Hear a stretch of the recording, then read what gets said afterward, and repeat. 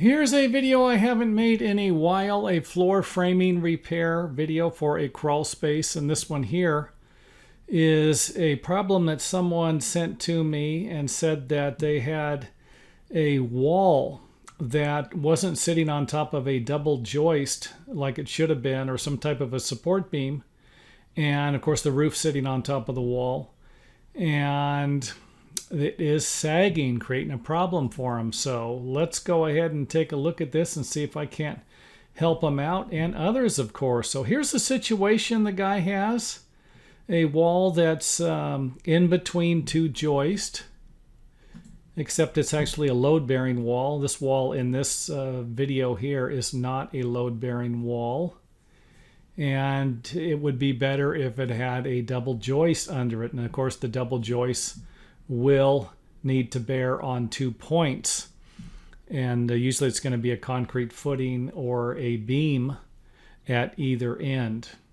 Now let's go ahead and remove the doublers and take a look at what we got here. Remove the walls, and I put in a set of 2x10 here. Now the existing floor joists are 2x10s. You will need to kind of step down with me as we're going. If you have 2x12s, this would be 2x12 here. If you have 2x8s, these would be 2x8s. For this example here, these are 2x10s. And then if we can put full length 2x10s in here, great. If you can't, then it's going to create a problem. And most of the time, you're not going to be able to put the same sized floor joists in that you have, because the wall that's sitting on top is creating a problem. So what I would suggest, what you could do would be to install smaller lumber here, 2x8s, or you could even rip down a 2x10 to maybe 9 inches if that's what you want, if all you need is a 1/2 inch to be able to get it in here. The whole reason why we're going with this is so that we can actually slide it into the bays.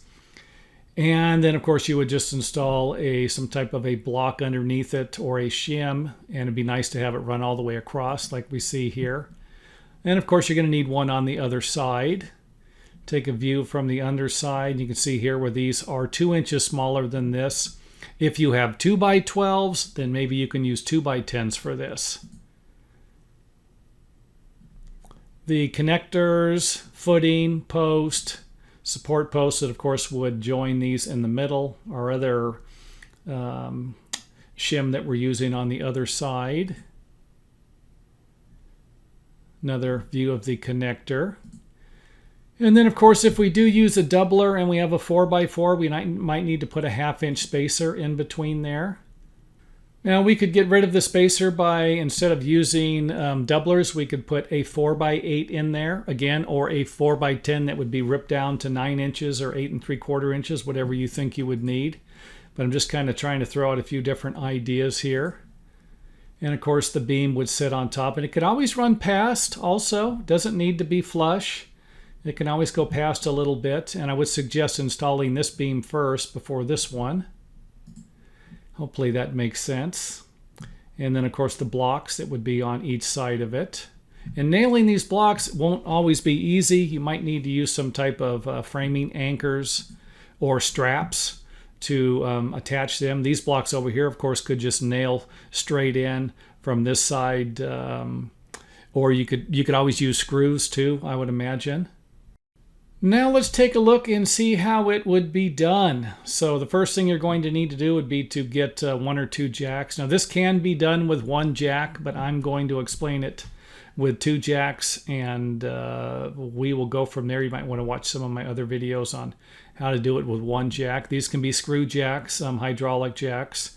Hydraulic jacks, do not forget, they can actually fail. A screw jack probably won't, and a lot of times people that do these types of repairs use screw jacks, so they don't have to worry about them failing when the hydraulic fluid leaks out. It wouldn't be a bad idea to slide the beam in, put it on top of the framing plate or the footing, whatever it is, beam, and then simply screw a 1x4 piece of plywood, something like that, to the bottom of the joist to hold this into position. And you know, like if the jacks were to fall a little bit, this thing wouldn't fall on your head. hopefully. Take a view at the jacks here. You're going to need some type of a block at the bottom to help you raise these things. You just put these on the dirt. There's a good chance they'll go right into the dirt. Make sure that the jacks are far enough away from the footing that will need to be dug after you get the beams into position. Now you could always have the jacks, move them over to here, do all of the, raise everything up, get it into the position, and then move it later when you install some of the blocks. This would simply stack up with blocks. You'll see that in a few moments here. And of course, this beam has not been raised yet. It's in the position and it's ready to be lifted.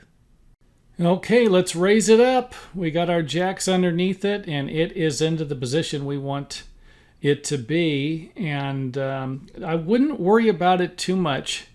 Let's just say that you raised it up and you pour your footings and it settles down a little bit.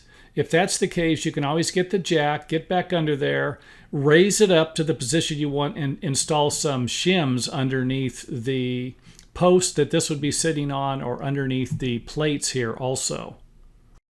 After it's been raised, you could leave this jack here if you want, or install some blocks under it. You can always put the shim underneath here so that you can take this jack away. And here are the blocks I'm talking about. Once you have the blocks in here and the shim underneath here, then you can remove this jack and use it on the other side. Then of course you just simply repeat the process on the other side. Put the jacks underneath it. If you need the 1x4, put that underneath it. Now I would prefer to have something like this. Either if you're using a screw jack, great, you can leave it where it is. But if you're using a hydraulic jack, make sure that you put some type of blocks underneath it. And of course, the blocks will need to be spaced far enough away so it won't interfere with you digging the footing, which will be your next step. Digging the concrete footing and pouring it. I can provide you with a basic size at maybe a 12-inch by 12-inch square, 12 inches down, with some type of a base connector. And of course, you're going to have a post connector to the top here. And these, you can look up in your, go to your local lumberyard, home improvement center. I really don't want to give you, here's what I would use, because these videos, again, they're just meant to give you an idea of how to do this. An engineer might be required for the process. For those of you who are not going to hire an engineer, you will be assuming full liability for something like this. And you can make these footings as big as you want to protect yourself. So blocks, after that, you get everything, after you get everything poured and this isn't moving anywhere and you get it where you want it to be, install the blocks at each end. And you are done, hopefully. And like I said, if you get to this situation and you need to raise this a 1/4 of an inch, simply grab a jack, get under here, raise it a 1/4 of an inch, and then just put a shim, some type of a, let me see if I can get back down to the, I'll just go manually do it here. Too far. Okay, let's go over here.